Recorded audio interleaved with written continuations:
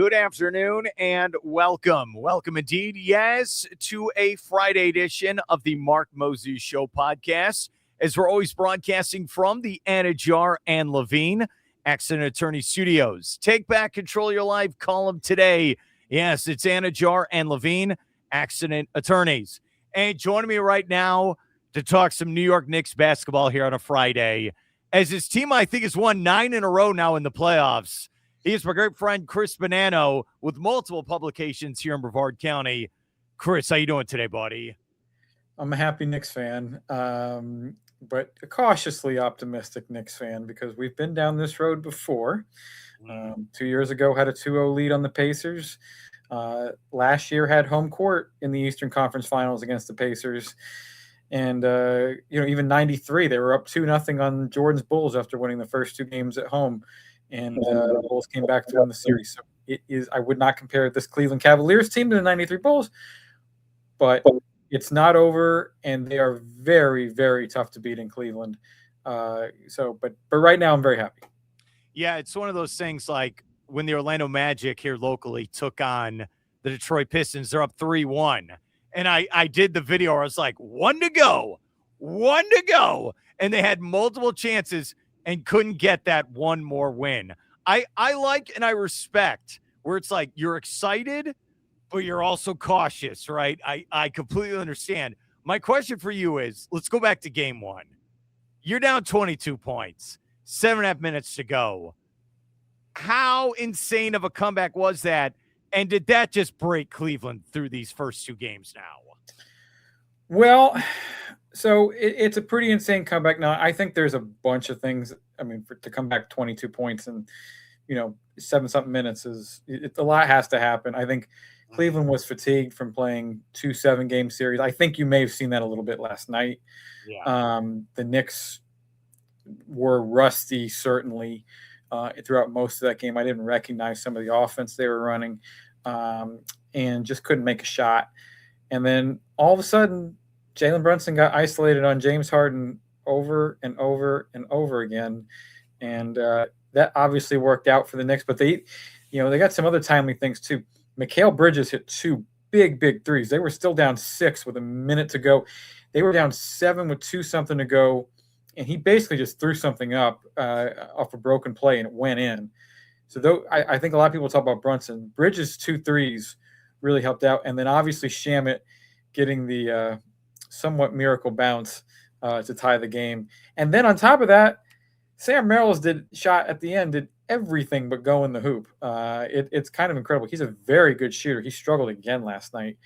And I expect him to get it going. Your role players play better at home. And that's the only thing that does concern me. If you look at game 1 and even a little somewhat last night, the Cavs are getting really good shots. They're just not making them. And that is something that I feel like is going to change at some point. You figure it changes in Cleveland at some point. The Knicks aren't shooting like terribly amazing, but I think they shot 36% from 3 last night, which isn't bad. But obviously it was Josh Hart last night who really stepped up. But yeah, to answer your question on the comeback, once they got to overtime, I felt fairly decent about it. But as you're watching, they're not really going to come back 22 down 7. That's the type of thing that happens to the Knicks, like last year with the game 1 in the Pacers series. And it's like you don't want to get your hopes too up. And okay, at least I got the offense going for game 2, etc.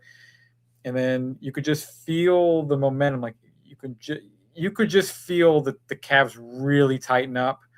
I don't know where Donovan Mitchell was in the 4th quarter, and he may be somewhat injured. I don't know.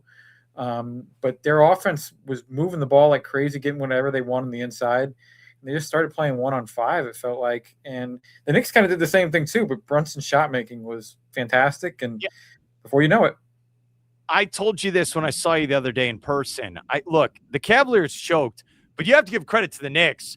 They were hitting those shots, though. And Brunson, I mean, he is 6'2", maybe.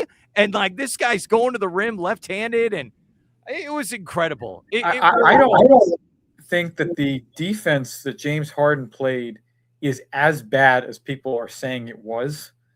There's some really Like go out your hoop in the dart and driveway or whatever and try to hit the floater off the top of the backboard and in from an angle. Like it's just not an easy shot. But he made some really, really tough shots. Sometimes his defense wasn't great, but Brunson, he got warned. He made no adjustments whatsoever. They kept running the same pick and roll at the top of the key to switch Harden off Bridges and onto Brunson. And then the Cavs made no adjustments. All right, here's how I look at it. Brunson's in his prime. Okay, what is he, late 20s? He is in his prime, and he's probably the best point guard in basketball. Harden is a future Hall of Famer, but Harden's been in the NBA since 2009. It's 2026. He is an old man now. Why is, again, for you, all these questions, you're like, I will take it to the bank. Why didn't they call timeouts? Why did they leave Harden? Why was Mitchell disappearing? All these questions. And I'm sorry, it carried over in game 2, right? Well, psychologically, it was again, in the I know how that went because I went through essentially the exact same thing last year. The Knicks were up 14 with 3 minutes to go. They lost the game because, it was a little different in the sense that the Pacers just got absolutely crazy hot from three. They made 7 out of 8 threes, and they had the miracle bounce, although we had the miracle bounce too. Yeah, look, I'll just say this. Nembhard went crazy in that game. That was Nesmith. That was Nesmith. I apologize. Yeah. There's too many names in my head, Chris. I apologize. But he was going crazy, and then Halliburton, he hit the circus shot to just get. I know. You know what it is? You waited 12 months for this opportunity. 12 straight months. You fired Thibodeau. You said, we're going to bring up our offensive coach. We're going to be more healthy this time of year. Hey, Bridges, a guy that people have been very critical of. You gave up many picks for him. He stepped up, hit some big shots. All the stars are aligning. Is that what freaks you out, where it feels that way? It bothers me when everyone says all the stars are aligning. If you'd have told me when they were down 2-1 to Atlanta that they'd win the next 9 playoff games, because they rewind to Atlanta, they lost 2 one-point games in a row. Bridges missed a shot at the end of game 2 to win the game. They let C.J. McCollum hit a shot, and then they didn't get a shot off down 1 to end it. And you're looking at a 2-1 deficit. Game 4 is on the road, and you got all the questions swirling around. And that's when they decide we're going to switch up the offense. We're going to run the ball through Cat, and Karl-Anthony Towns essentially becomes that fulcrum of the point guard of the offense. And they've just went. If you look at everything that has gone right, they are the 3 seed, and they have had home court advantage in every series in the Eastern Conference playoffs. Wow. Because somehow Philadelphia comes back from down 3-1 to beat Boston. And then Philadelphia's got, honestly, they've had the same problem I think that Cleveland had. They had a 7-game series. I think they were running, especially game 1, they had nothing. And it was ended up being a really good matchup because Joel Embiid just got picked on over and over again on defense. And that was a tough matchup. And then, half Knicks fans in Philadelphia, it's just, I'm reluctant to say too much because I just don't want to. I'm cautioning everybody. I'm cautioning, whatever the Cleveland Cavaliers' best game is, it's coming in game 3. This is, you're back home, you get the crowd behind you, energized. You probably don't want to get down 3-0. No team's ever come back from 3-0. So whatever their best shot is, it's coming in game 3. So I'm taking a more realistic tack. Let's see how we can win one of the next 2 games in Cleveland with an opportunity. Because then you're making Cleveland have to beat you twice in New York. And that's going to be tough. But, I just said get 1 out of 2. I think Cleveland is really good. I really do. They've done they've largely stopped the Towns running the offense thing that just burned Philly and Atlanta in the last part of that series. Knicks have had to make some adjustments, and Josh Hart really just stepped up. They're leaving him wide open, and he made them pay last night. Yeah, this series should be 1-1 if you're Cleveland. That's why it's so disheartening with that loss. And again, this is what's funny. they went to overtime as well.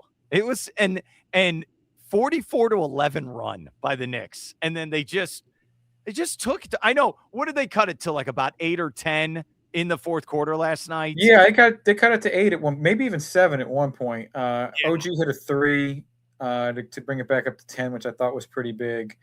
And then they just sort of slowly, gradually extended the lead a little bit. And then you look up and it's like a 17-point game with 3 minutes to go. And you're just like, over. They got this one. Cleveland, if they have any chance, they have to win game 3 and 4. If what your mentality, let's just get the split in Cleveland. You go up 3-1 and the possibility of a game 7 is in New York. It's in your favor. I know you're hesitant. We keep saying this. And the other thing about, you mentioned the words game 7, especially being up 2-0 with all the expectation that the Knicks are going to the finals. Can you imagine how much pressure would be in that arena in a game 7? It would be pretty big. So I want and look, Cleveland just came back down 2-0 against the number 1 seed in the conference. They're not going to be fazed by this. They're capable of coming back for this. And again, they just missed a lot of shots last night. I don't think they're going to do that. Some of their role guys in particular, they're open. They've just got to make them. You're more likely, more apt to make them in their own gym. And so the Knicks have got to be a little bit tighter in closing out the perimeter. I've got a lot of good things. I think Evan Mobley's been really good for them. And he's caused some problems. But it's not going to be easy. It is not over yet. I don't want to hear about, how do they match up with the Thunder, the Spurs? I don't want to hear that yet. Unless you ask me, in which case I'll tell you. This is on the legacy of Donovan Mitchell. He's a streaky player. He comes and goes. We saw that so far in this series. He's going to have to step up. I saw him score 50 in a playoff game at the Kia Center, and he didn't hit a 3-pointer in a game. All right. This guy can go off at any moment, but that game 3, he's hurt. That's what you're going with. That's your gut reaction. He is hurt, right. In the fourth quarter, he exploded a little bit more, but there were some signs in the first half. And even Kenny Atkinson says he hadn't told me anything, but he's noticed that he's not really, that same typical explosion finishing at the hoop. I'm not sure what's going on, but he may be a little. But they still have plenty of firepower. You've got 4 guys who've been on an all-star team. You've got James Harden, Evan Mobley. Evan Mobley didn't take a shot in the second half. I heard that on the I think it was the Bill Simmons podcast. I don't understand that because he's had a really good series. He's excellent defensively, former defensive player of the year. And that's what makes them tough defensively. They got 2 shot blockers on the back line, Jared Allen and Evan Mobley. That's what, Philly really didn't have any of that. So that's been a big difference. Okay. All right. 2 questions that are very important to me. I need to hear the answers from Chris Bonanno, who, by the way, longtime Knicks guy. It's not like he showed up 20 minutes ago. He went through a lot of pain most of his life rooting for the Knicks. Can't stress this enough. Number 1. All right. So what is the setup for watching the games? Is anyone allowed to watch it with you? Are you in the dark by yourself? What has the ritual been during the 9-game winning streak? You talked about ritual. I want to touch on something real quick, but I've watched some of the games with others, and then others have been by myself. I just try to talk myself into before each game, like, okay, they're due to play a bad game. You can't get upset if they lose. And we were kind of at that point in game 1. It's like, all right, we've been on this magic carpet ride. Like, clearly the momentum is with Cleveland. Don't freak out. It's 1 game. You get game 2, and you can still go Cleveland 1-1. So I try to just approach it with a sense of gratitude and a realization that you're not going to sweep everybody. And I don't think they're going to sweep the Cavs, but I don't think so either. I just think the Cavs are too good, but I never ever thought they would sweep Philly, and there we are. And the last couple games, there were 2 games in that series. There were utter domination. So there's that. So you're a wrestling guy, so exactly where I'm going. I know. All right. So I will ask the question. I will pose it to you, Chris Bonanno. Mr. Danhausen of the WWE. He had a curse on the Knicks. He lifted the curse. Now they've gone 9-0. Is the curse of the Cavaliers and helping the Knicks, as Danhausen helped the Knicks during this winning streak? Well, he was at the game. He was at game 1, and when they came back, it's like, yeah, this curse is kind of legit. I'm worried though, because he asked for a courtside seat between Timothy Chalamet and Kylie Jenner. You better give him the seat. Yes. Like if he asks for something, you better do it. But the Miz is a big Cavs fan, and they were feuding before all this, so he's got to keep the curse on at least for this series. So it's got to be kind of crazy. Like he's very new in WWE, and he's gotten over really quickly. And for this to kind of fall into their laps, they've got to be worked. But I'm serious. You do what you can to keep the curse on, or to make sure the Knicks aren't cursed. Yeah, because I think it started around WrestleMania, where he just randomly went on the set. Now I'm laughing. Where, remember, he's with Stephen A. Smith, and he's just joking around, like, I'm going to put a curse on you. I'll curse the Knicks. Dude, hey, I think of 69 Cubs with the Black Cat with Ron Santo, and then they choked against the Mets during the pennant chase. And some of this stuff can happen where you are superstitious. When Brunson was asked about it last night, and which is crazy. I wouldn't have the guts to ask. If I had one question to ask Jalen Brunson at a press conference, that's not what I would ask him. But he is a wrestling guy. He's been on SmackDown. But he did say he shut off his social media for the playoffs. So, he's not quite in tune with that. But just don't upset Danhausen. No. Just let him do his thing. And so if you talk about rituals, I don't necessarily have one for watching it, other than maybe I'll wear something that says Knicks on it or whatever. But this Danhausen thing is getting kind of crazy. I gotta be honest with you. He posted, after the game, he posted a photo where Brunson, you could tell it's one of those like media day photos where he's in the jersey, he's holding a basketball, but the basketball has Danhausen's face on it. That's what Danhausen, you can't make 2026 has been such a crazy year. These are all actual things happening right now. All of it. You never thought. And I will end with this. Is Brunson the man? Like the man? I know you got Aaron Judge and you've had great play, like, Eli Manning with the Giants, all this stuff. But right now, if you're a New York sports fan, is Brunson the man when it comes to New York? Well, he still never made the finals. But here's the thing. Here's the thing. You take in comparison to, say, Aaron Judge, right? Aaron Judge is this big mountain of a man. And here comes Jalen Brunson. He's 6'1", 6'2". He's relatable. And I think that the way he carries himself, much like Judge, honestly, he's easy to root for. He is. Now they tempted fate in the New York Post yesterday. They said he's the new Jeter. Whoa! You gotta wait win on that one. You gotta win. But he has an opportunity to be. I don't want to be a prisoner of the moment too much. He has an opportunity to be the most beloved New York sports athlete since Derek Jeter, if he can win a championship. And even if he doesn't, let's say he gets to the finals, you see all the old Knicks sitting around, Patrick Ewing, John Starks. John Starks is still doing commercials 30 years later because that's how much they love that team, even though they didn't even win the championship.